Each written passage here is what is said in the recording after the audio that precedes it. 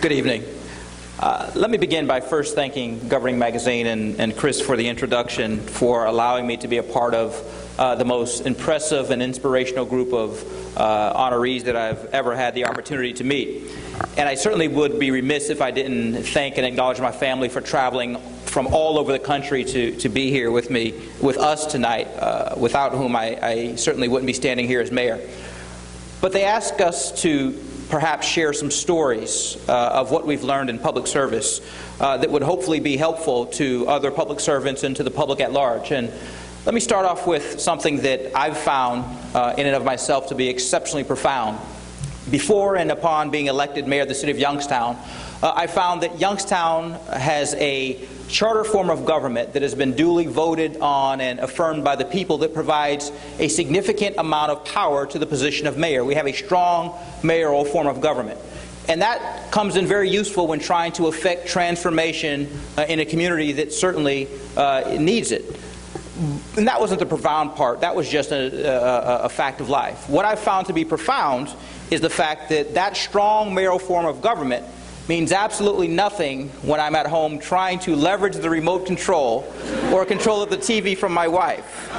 I can pontificate on the city charter all I like. I can talk about the power that the mayor's office wields, and she looks at me and continues to do whatever it is that she desires to do. So that was the first lesson that I learned, that at home there is always the real mayor. And talking to some of the other honorees tonight, I think that's something that we share, that's where the power truly resides.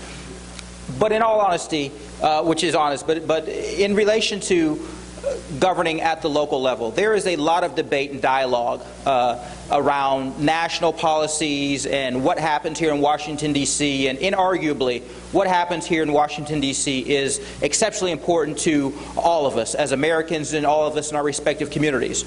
However, at the end of the day, it's the local, state, and local officials who ultimately see how those discussions and debates that happen here in Washington, D.C. affect the people in their everyday lives.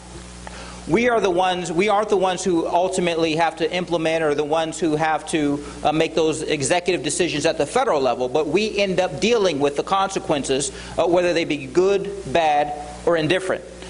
And it's interesting because there's a lot of talk and discussion, but sometimes there isn't a lot of doing here in Washington, D.C. But local governing is always about doing. Whether we're doing right, we hear about it right away. If we're doing wrong, we hear about it right away. But at the end of the day, our constituents expect us to do.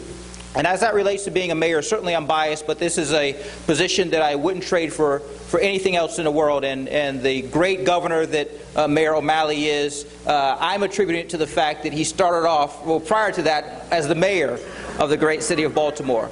But to be mayor of the city of Youngstown, something that I've learned and that I'll hopefully leave with you tonight, is to never underestimate the power of creating a vision and then tapping into the inspiration of people who have been a part of creating that vision. Youngstown was a city that many people had written off, even some of its own constituents, remembering and holding on to the heydays of Youngstown as a steel-making entity when wealth and prosperity was abundant.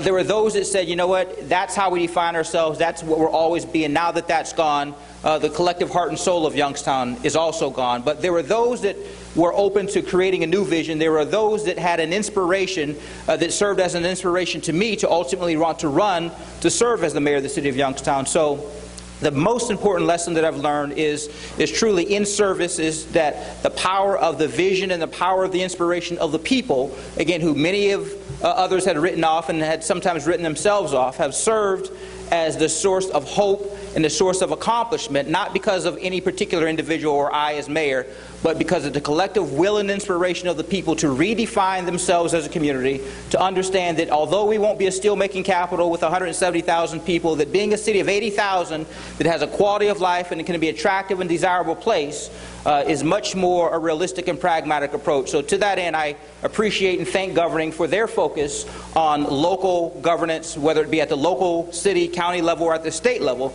because at the end of the day, that is where we see the people's lives that we all are called to serve being affected on an ongoing basis. So thank you very much. I certainly appreciate this.